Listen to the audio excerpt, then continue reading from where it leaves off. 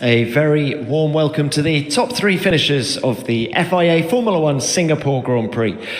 In third place, Oscar Piastri. In second place, Max Verstappen. And taking his third victory of the season, our winner, Lando Norris. Well done, Lando. Your victory never looked in doubt. Just how satisfying is the manner in which you dominated the Grand Prix?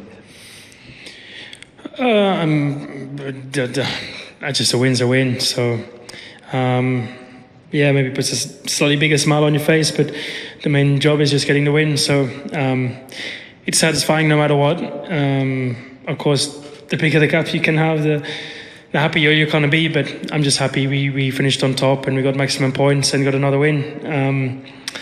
So it's going to be a tough race here, but I felt good all weekend. So all I had to do was go out there and perform like I've been performing, and all things were going to go ahead.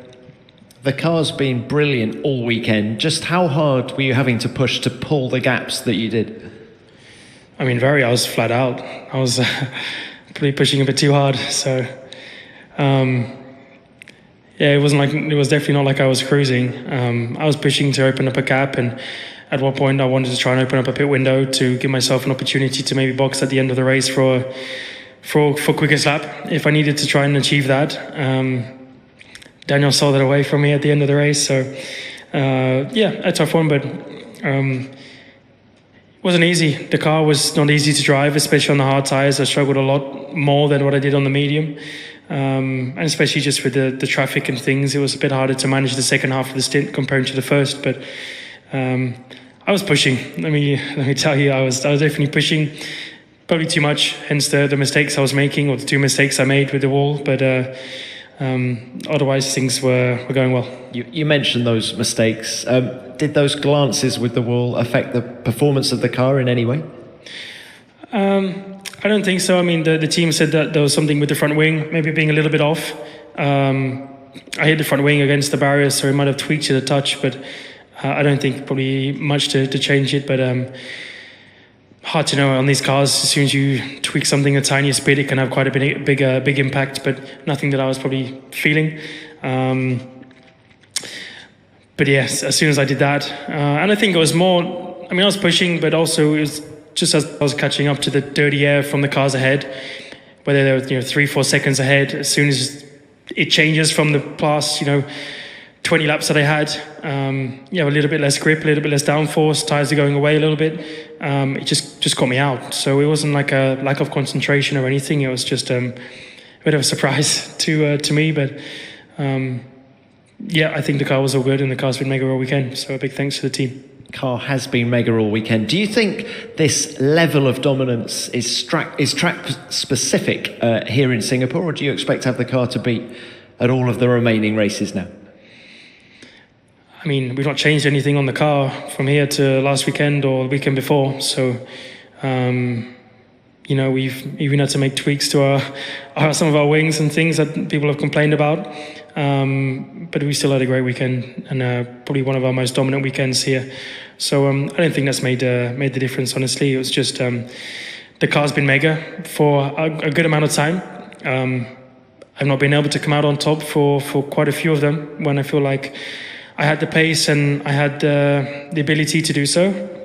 Some of that down to being my own fault and not executing things well enough. So I paid the price for not doing a good enough job at times. But when I lead after turn one and things are a bit more straightforward, then we can have a day like today.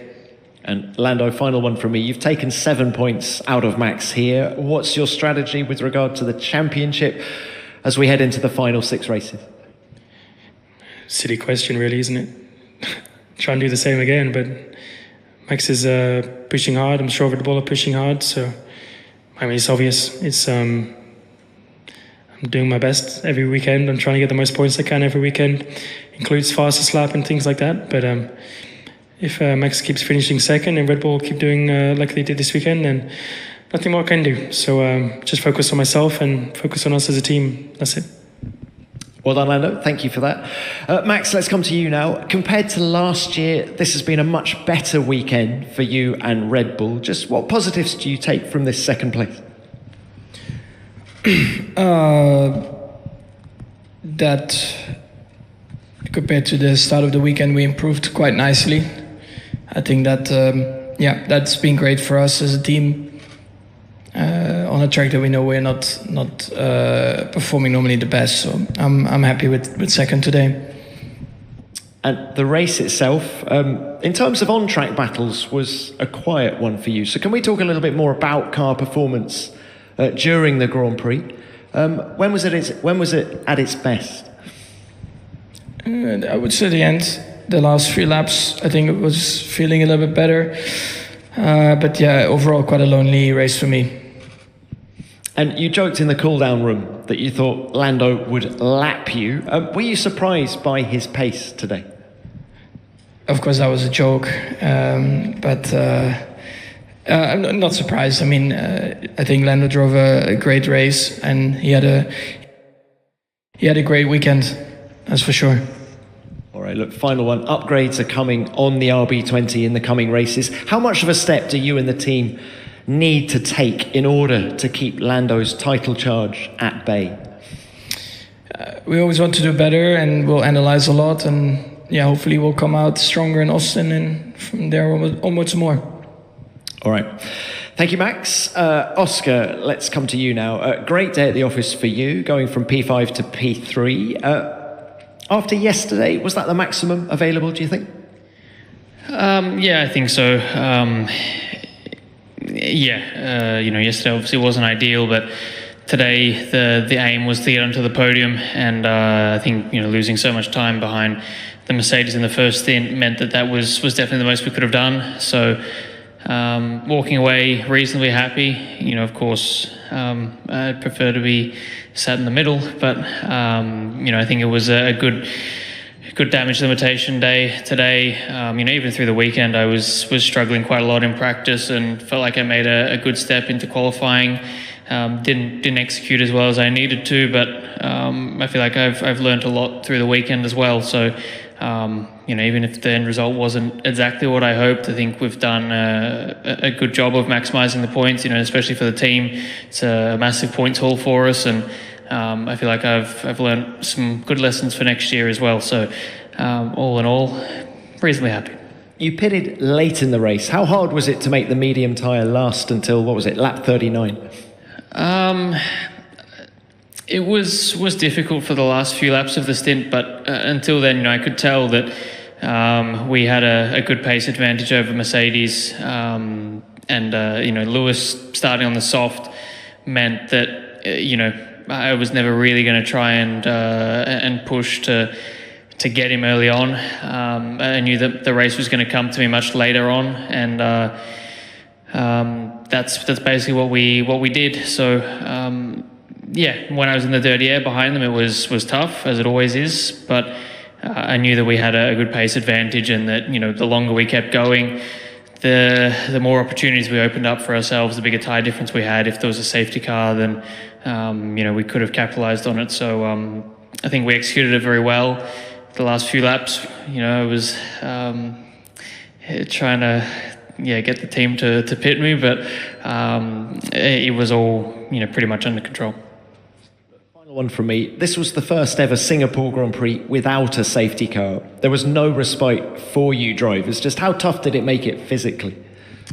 It was a tough race, definitely. Not on the same level as what we had in Qatar last year, I would say, but to be honest, it almost gets harder when it gets lonely. Once I got past the Mercedes, Max was, I think, 20 seconds ahead, and I knew I was a lot quicker than the Mercedes. So the last 15 laps felt longer than the first 45. So it was a tough race, definitely. It always is here, but in some ways, having the air blowing in your face and stuff like that is almost quite nice. The in-lap was actually probably when you stop concentrating so much and you don't have as much air in your face, it actually can feel worse. So definitely a tough evening, but that's what we're paid for. All right, well done to you, Oscar. Let's open this to the floor. As ever, name and publication, please. Who's first? Luke Smith from The Athletic. Lando, you set a pretty rapid, fastest lap that was only beaten at the end when Daniel Ricciardo made his late pit stop to deny you. What was your reaction when you heard that? Obviously, the relationship between Red Bull and RB there, and Max, your thoughts as well. GP came on the radio and said it was your old pal helping you out. Well done, Daniel. I don't know, nothing I can do. Just good on him. Yeah, I did my best at trying to get quickest lap when the tyres were in a good condition in the middle. Can't have them all, you know. I've done my best at trying to get quickest laps over the last few weekends, and I've been able to get them more often than not. But yeah, I can't, on a hard tyre in the middle of a stint, beat a guy on a new soft. So yeah, that's life. Yeah, I mean, everyone can decide when they want to do a fast lap or not. Yeah. All right. Anyone else? Yes. ESPN, just to follow up on that, Lando, I mean, obviously there's nothing to gain by RB doing that. They don't get the point because he's outside the top 10. So do you not think it's a bit unfair that a team that isn't directly linked to your title battle but is owned by the same company that owns Red Bull has gone and taken that point away from you? That's how it's been in Formula One for, I don't know, probably since before I was born. So nothing to complain about. Like, there's been races in the past when other people have been racing, we try to take it away from others. So yes, the logical thing to do, the smart play by them. Happy for Daniel, that's all. All right, thank you. Any more? Yes. Ronald Vording, motorsport.com. It's a question to Max on the turnaround from Friday to Saturday. Do you feel that on Friday maybe you overdid it a little bit with the setup for the curbs and the bumps, given that was the issue for Red Bull in previous years? And do you feel this is the biggest turnaround from a Friday to Saturday this year, and also with all the work going on back in Milton Keynes? It's always difficult to say if it's too much or not. It was a different direction that maybe gives us some ideas for the future. It was a big turnaround, but biggest, or I don't know. It's always difficult to say. Thank you, Max. All right. Yes, more. Phil Duncan, PA. Just to Lando and Max, are you both now expecting this championship to go to the wire, to the final race? We have no idea, mate. I don't know. I can't tell the future, so I'm working as hard as I can, like I just said. I'm sure Red Bull and Max are as well. So I'm sure there's going to be plenty of competition until the end of the year. And as a team, the only thing we can do is try and score the most points possible. That includes trying to win. But yeah, it's again, silly question. I mean, we're doing our best, and so are they. And I hope so. I still have a lot of points I got to catch up, you know, and it's not going to be easy to do it. It's against Red Bull and it's against Max, like the most dominant pairing you've ever seen in Formula One, you know, from last year. And that's not necessarily changed in terms of it's the same team and it's the same driver. So I have some of the toughest competition that Formula One has ever seen in the sport. We are doing a better job as a team right now because my car and our car is quicker than theirs. But that's just credit to the team doing an amazing job and being smarter and doing cooler things and creating mini DRS flaps and stuff, you know. So it's just because that's the game, and that's the people we're up against, the people who also do it and people who create these things. So I'm working hard. I'm working my butt off to try and make sure that happens. He's trying to make sure it doesn't happen. So we'll have to wait and find out. Yeah, time will tell, right? All right, another question over here. Yes.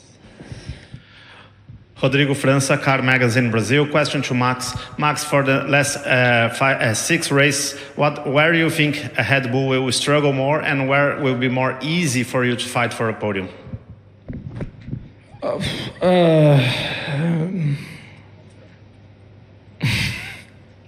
I cannot use that again. Probably street circuits struggle more. Normal tracks a little bit less. All right. Yep. Another one. Lawrence Emerson, ESPN. A question for Max. How pleased are you with the progress the team's made from that low point in Monza. Obviously, at Azerbaijan there was a misstep, but here you're right back up towards the front. I know it's a big gap. So how much confidence does that give you going forward? Yeah, pretty pleased, but still a lot of work to do. We know that.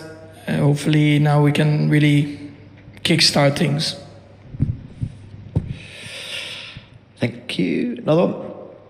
Ronald Vodding, motorsport.com. Given that progress, today Red Bull took another hit in the Constructors, but do you still feel, Max, that it's realistic to win the Constructors, or should the focus just be on the Driver Championship now? And then for the McLaren pair, I think Lando said that the Drivers Championship is still Max's title to lose. Do you feel the Constructors is McLaren's to lose, given the upward trend you guys are on? We focus on performance. If the car is quick, then naturally both championships are easier to get. McLaren boys? Yeah, I mean, clearly in the Constructors, the trajectory has been in the right direction for a long time now. We've got clearly a quick car underneath us. We've got both of us scoring big points consistently. So, yeah, I feel like we're doing a good job as a whole team. But you can never take it for granted how quickly things can turn around. So we'll see. And I'm not sure Lando's going to give an answer. So the same. Copy paste. All right. No answer. No, I'm good. 上访联合早报. Since they added a new force DRS zone, do any of you guys feel the effect of that DRS zone? Do you think they should do more in street circuits to help overtake? I mean, I guess you guys didn't really test it, so it didn't change the world, to be honest. Both of my overtakes were into turn 7, so yeah, I think those two parts of the track, that part of the track where the new DRS zone is very slippery, so actually trying to stay close to someone is very tough, and the straight is still not long enough really to make big inroads. So I think it didn't make that much of a difference, to be honest. Okay, thanks, Os. Yep, back here, front. Luke. Luke Smith from The Athletic. Max, would you still prefer if we spoke to you outside of this room rather than inside this room? It's been a long day, yeah.